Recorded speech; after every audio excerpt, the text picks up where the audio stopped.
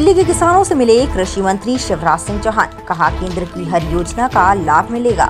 दिल्ली देहात के इलाकों में किसानों की खेती को और बेहतर बनाने और किसानों को सक्षम करने के लिए कई योजनाएं केंद्र की तरफ से चलाई जा रही है। इन योजनाओं का लाभ किसानों को कैसे मिले, इसके लिए 29 मई से 12 जून तक विकसित संकल्प अभियान चलाया जा रहा है, जिसका गुजरात में समापन किया जाएगा।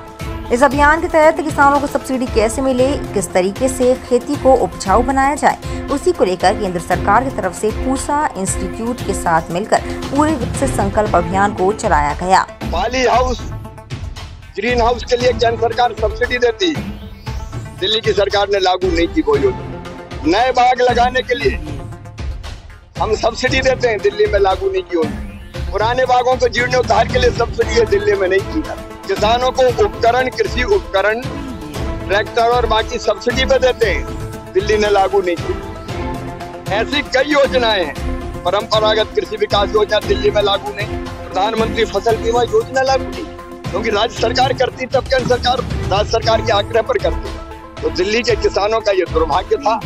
लेकिन दिल्ली की मुख्यमंत्री जी श्रीमती रेखा गुप्ता जी से मेरी चर्चा हुई है। इन योजनाओं के प्रस्ताव तैयार करके वो भेज रहे हैं और अब ये सब योजना दिल्ली के किसानों के लिए लागू की जाएगी।